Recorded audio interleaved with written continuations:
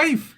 Do you know what the hell we're doing today? Well, this is kind of a special day. We're starting a new book of the Bible. Indeed. Something like that. Yeah. So what are we starting today? We're starting Daniel. The book huh? of Daniel. Okay. All right. Not the tribe of Dan.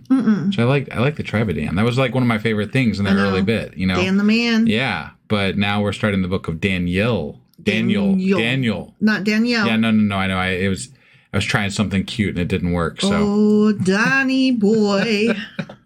So, what do you want to say anything about the book before we get into this, or where are we at with? I have some shit to talk about when we get into it. Okay, all right. So Daniel, here we go. Yeah, let's do it. Okie dokie.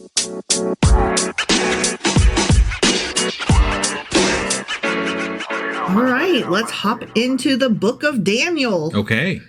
Before we do, though, I thought I would read a little bit about who is Daniel? What's this book? Yeah, who the What's fuck is he? happening? I never heard of this guy, except I guess I did because I was right when I said that I thought there was some story about Daniel and some lions or something. Right. And yeah, that's going to happen. Okay.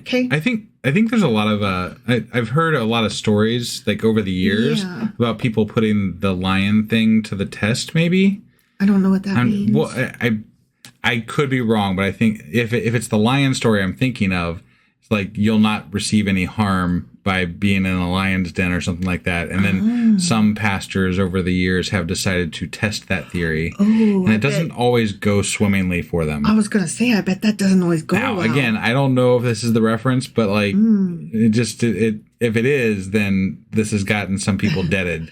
Well, so I'm just saying, unalived, guys. Let's not. Yeah, don't go in a lion den. That's not smart. So the book of Daniel was authored sometime during the 2nd century BCE. Okay. The consensus of modern scholarship is that the book dates to the period of 167 to 163 BCE. So this is significantly after the Babylonian exile. Okay. Now that's when it was written, but it takes place prior to that. Really? Yes. Okay. It is set during the 6th century BCE. Okay. Yeah. So you're looking so confused. I am a bit confused because I feel like this makes the whole book retrofitted to what they want it to be. Yes, but and also right. Okay, because it's referenced heavily in the New Testament. Yes. So it's not only retrofitted, but another religion entirely retrofits their religion too. Daniel, which is retrofitted. You know what I'm saying? That's fun. Yeah. Okay. So, right. So this is more like we kind of got on this idea in Ezekiel where some of the ideas were starting to change, and this is kind of like furthering some of those ideas, maybe. I don't know about that. We're getting back into Storyland, the first few chapters. Okay. But let me just continue. We'll talk about that. Sure. Okay. Yeah. It's generally accepted that the book of Daniel originated as a collection of Aramaic court tales. And that's particularly true of, I think, the first 6 chapters are just stories. Aramaic stories. Okay. All right. Okay. They were later expanded by the Hebrew revelations. Okay. So they were Aramaic stories, and then the Hebrews, people who are Hebrew, speak Hebrew, do Hebrew, they stapled it together and were like, you're mine now. Got it. Okay. The court tales may have originally circulated independently, so they weren't like, stapled together. Yeah. 6 stories. Here you go. So some of these ideas might have come from earlier on. They just weren't put together until later. Is that okay? Yeah. All right. I'm just trying to make sure I understood. Yep. They circulated independently, but the edited collection was probably composed in the 3rd or early 2nd century BCE. Okay. So we've got this whole wide swath of like 400 years between when it takes place versus all the way 400 years later when it was actually written. Got it. Yeah. Okay. The author and or editor was probably an educated Jewish person, knowledgeable in Greek learning, and of high standing in his own community. So not Daniel. Not Daniel. Okay. Correct. All right. And the reason that I emphasized knowledgeable in Greek learning is because there were several Greek translations of these stories as well. Oh. And they don't all match up exactly the same. Okay. So we've got Aramaic, Hebrew, and Greek versions of these stories running around. Got it. Okay? Yeah. But somebody, again, picked up the Aramaic ones, wrote them in Hebrew, stapled them together, and said, let's call it done. Sure. Okay? Okay. So it's possible that the name... Oh, wait. Yeah. It's possible that the name of Daniel was chosen for the hero of the book because of his reputation as a wise seer in Hebrew tradition. Okay. So that's something so that one of the those name oral indicates. things that kind of got handed down or whatever, and this is they're just okay. So it made sense to make this name, person, whatever, represent this book. Yes, essentially. Yes, but it's not necessarily these stories are not necessarily all quote unquote Daniel. Necessarily, I'm just saying because, like you said, that they picked the name Daniel, so it doesn't sound like it's necessarily written about a guy named Daniel. Correct. Okay. But a character named Daniel does play the major part in the books. Sure. In the book. Right. So, because that name or that person permeated Jewish culture. Sure. Or something. Yeah. Okay. Sorry, I wasn't quite following, so I just want to make sure. Got it. So we've got a person Daniel versus a character Daniel. And I'm just saying, as opposed to like Ezekiel wrote Ezekiel, right? Or okay. Isaiah wrote Isaiah. Got it. You know, like not necessarily, because those were also written by other people and edited by other people or something too. But essentially, those books were based on a character that actually did something along those lines. There's not a Daniel. Sorry, I'm having a hard time with his name. There's not a Daniel who sat down and wrote some stories. Got it. So this book is not written by Daniel. And the actions weren't necessarily taken by a person named Daniel. Correct. It's just Daniel ends up representing the person that is taking the actions. Correct. Got it. I think we're all clear now. Okay. Sorry, I just wanted to clarify that. Yep. You're good. Daniel is one of a large number of Jewish apocalypse stories. Okay. And all of these we all like a good apocalypse story. Well, all of these kinds of stories are good grief. Pseudonymous. Okay. Anonymous. Yeah. Pseudonym. Pseudonym. Yeah. Okay. Pseudonymous. Yeah, I thought that's what it was. Okay. But I don't know. I'm really sorry. I'm just having so many problems. I should probably not be doing this right now, but I'm gonna just go ahead. Yeah, just truck on power through. Yeah. So the apocalypse stories are not like, and then a nuclear bomb went off, and the story was about how mankind survived afterwards. Okay. The apocalypse stories are about the end of time because God comes and smites everything. Oh. You know what I mean? Like end of days apocalypse. Well, what? Oh, okay. Does that make sense? I'm confused. Okay, so this I'm struggling here because you said that this is set at like 600 BCE. Yes, but in those stories where it takes place, they foretell some things that are to come. Okay, so people 400 years later are taking some random stories from this time frame and they're saying, look at these prophecies that are from, let's call him Daniel. Yeah. And they're going, there's some bad shit that's going to happen at some point in the future based on these writings. Even though when they were written at the same time as the other Babylonian exile prophets that were predicting the demise of Israel because of Babylon. But now that it's past that, we have to like make it mean something else probably. So since we're 400 years later, we can make this sound really smart and about something else. Sure. That's how it sounds to me. That's what it sounds you're like. Not You're far saying, off. it sounds like that's what you're telling me. You're not far off. Okay. So the first several chapters, like 1 through 6, remember, I told you are like stories. Yeah. They are about this guy named Daniel who was a noble exiled at Babylon. Okay. And he was exiled there when he was a child, and it's about how he and his buddies were brought up in the Babylon court. Okay. Okay. Yeah. And that's the first 6 chapters. The ones after that are something different. Got it. Okay. And I'll get into that in a minute. Okay. Okay. Christian interpreters have always viewed the stories recorded in Daniel as predicting events in the New Testament. Okay. Because we've got the Son of God is mentioned and the Son of Man and Christ and the Antichrist, that kind of thing. We've got this stuff happening. Really? Well, keep in mind, Christ is not a name. No, I know. It's a title. Correct. So, it's actually supposed to be like Jesus the Christ, not Jesus Christ. Yeah. No, I got it. So when they say Christ and the Antichrist, they're not like talking about Jesus per se. For the future, the savior of whatever. Right, and they talk about a Messiah. Sure. Like even Ezekiel talked about a Messiah. Sure. So, but not the Christ or not specifically Jesus Christ. This like some Messiah guy. And so this is like, I know, right? Like some Messiah guy, like he's totally a Christ.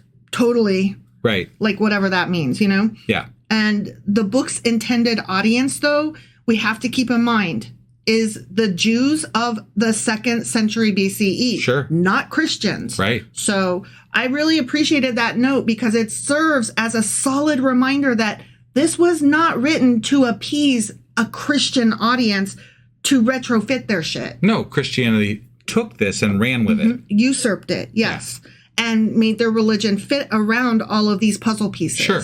Which, very clever, very well done. Yeah. But stop. I mean, if you want to create a new religion or a new group or a new sect in a religion, it definitely helps to take the old stuff and use it to base your new ideas off of. And that way you can get people to believe it, right? Sure. Yeah. So if you want to break away, like, hey, this is what's happened. And now we're going to be separate over here because those people got it wrong. Yeah. So I don't know. Whatever. Sure. I'm curious about this book. This book. Yeah. Sorry. Yeah. I wanted to say chapter. I wanted to say all of this before we get into it because it to me it matters. Yeah. You know what I mean? The book can be divided into 2 parts, like I said. The first 6 chapters are a set of 6 court tales. Okay. Which is what I said. Yeah. And they were mostly written in Aramaic. Okay. Okay. Yeah. Which kind of what I said. The next chapters 7 through 12 are 4 apocalyptic visions, mostly written in Hebrew. Okay. So there's that. Now, having said that, the Deuterocanonical books contain 3 additional sections. Okay. And I'm going to try to get my hands on these. The Deuterocanonical. What does that mean exactly? It just means that there were 3 stories running around back then that sometimes were in versions and sometimes were not. Got it. So for whatever reason, these were left out of the final product. Okay. But they were present at the same time. All right. Say they're stories that were there. I'd be curious if they're still in the Jewish version of whatever, if this is something that's in there or what. I don't even know if Daniel's in there for sure, but I would assume it is. I'd have to look. I think so, but I don't fucking know. All right. Oh no, I do know. I did see this.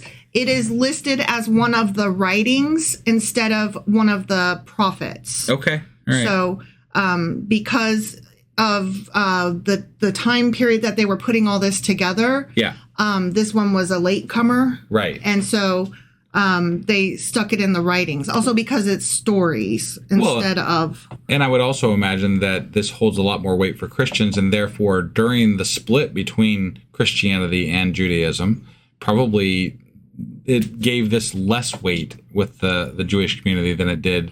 You know what I mean? Like they might have tried to distance themselves from this a bit. Right. Yeah. No doubt. That makes total sense. Yeah. So the 3 stories that are left out that, again, I'm really going to try to get my hands on are the Prayer of Azariah and Song of the 3 Holy Children. That's one. All right. The next one is Susanna. Yeah. Oh, Susanna. Yeah. Sorry. And the third one, this is the one I really want. Bel and the Dragon. Right? Yeah. We've heard reference to that before. We have. I don't know where, but somewhere in our readings. Sure. But yeah, I want these. Right. I want to read them. And I think if we are able to find copies or translations online or something, right. When we get to the end of what is this, Daniel? Right. I'd like to read those 3.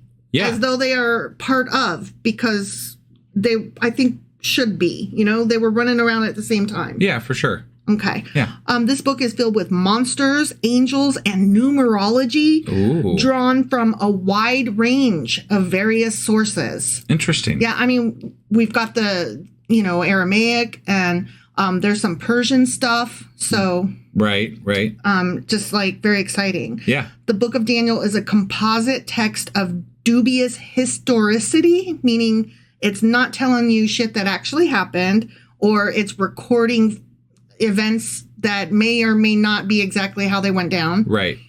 And these are from various genres, and Daniel himself is a legendary figure. Got so it. he's not a real guy. So this is just it's a fiction. That's why it's in the writings. Yeah. Yeah. Okay. So let me tell you a little bit more.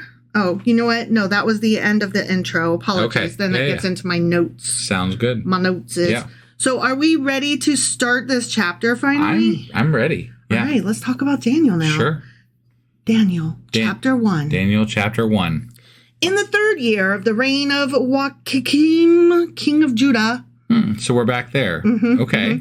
Nebuchadnezzar, king of Babylon, came to Jerusalem and besieged it. Sounds familiar. Remember? Yep. Yeah. Yep. And the Lord delivered Joachim, king of Judah, into his hand, along with some of the articles from the temple of God, which we recall this. Right. These he carried off to the temple of his God in Babylonia and put it in the treasure house of his God. Then the king ordered Ashpenaz, chief of his court officials, to bring into the king's service some of the Israelites from the royal family and the nobility. Yeah. Okay. That's when Ezekiel went.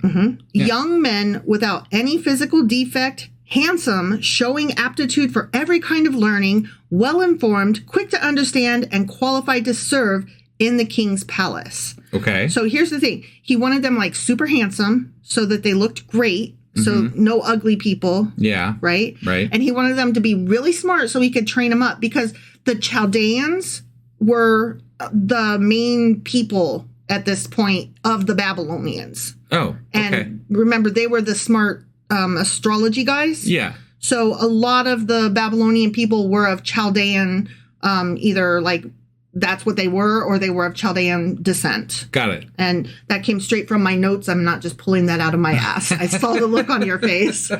But that's why he wanted smart kids that were handsome. Got it. Okay. He was to teach them the language and literature of the Babylonians. The king assigned them a daily amount of food and wine from the king's table. Ooh. Okay. They were to be trained for 3 years. And after that, they were to enter the king's service. Okay. So he's basically like taking kids from somewhere else, and he's like, you're my servant now, and you will learn our ways. Got it. Which is interesting to me. It makes me think of in Game of Thrones, Theon. He was the one that was not related to Jon Snow and the family, but they took him in, and he was actually from a different family. Right. But they always treated him as though he was part of the family. Yeah. So it makes me feel like it's kind of that kind of thing, you know?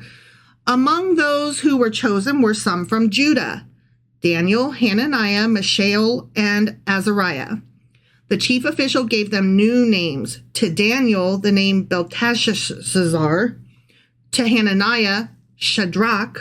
To Mishael, Meshash. And to Azariah, Abednego. Okay. All right. So they did have their, Jewish names, but now they have Babylonian names because you're a Babylonian now. Right. Make peace with that. Yep. But Daniel resolved not to defile himself with the royal food and wine. And he asked the chief official for permission not to defile himself this way. Now, God had caused the official to show favor and compassion to Daniel, but the official told Daniel, I am afraid of my lord the king, who has assigned your food and drink. Why should he see you looking worse than the other young men your age? The king would then have my head because of you. He's like, I can only do so much, my guy. Right, yeah. Daniel then said to the guard whom the chief official had appointed over Daniel, Hananiah, Mishael, and Azariah, please test your servants for 10 days. Give us nothing but vegetables to eat and water to drink. Then compare our appearance with that of the young men who eat the royal food, and treat your servants in accordance with what you see. So he's like, just try it. Sure. So the dude agreed to this and tested them for 10 days. At the end of the 10 days, They looked healthier and better nourished than any of the young men who ate the royal food. I'm sure this was God's doing. Oh, it was. It was. Yeah, right, God's going to play a big part in this. Got it. Yep, I can already tell that this is going to be a sickening amount of like, God did this for them and God da-da-da-da. It reminds me of like Moses and the Pharaoh, right? Like when Moses was like, I'm totally want to do this. And the Pharaoh was like, no. And he was like, just try me. Right. And then, of course, God had Moses' back, right? Yeah. So anyway, the guard took away their choice food and the wine they were to drink and gave them vegetables instead. So he's like, all right, as long as you don't look like shit. Right. I'm fine with that, whatevs. Yeah. To these 4 young men, God gave knowledge and understanding of all kinds of literature and learning. And Daniel could understand visions and dreams of all kinds. Because of course he could. He's also Joseph. Right. No, I was about to say, it sounds very similar to Joseph. Yeah. Yes. At the end of the time set by the king to bring them into his service, the chief official presented them to Nebuchadnezzar. The king talked with them, and he found none equal to Daniel, Hananiah, Mishael, and Azariah.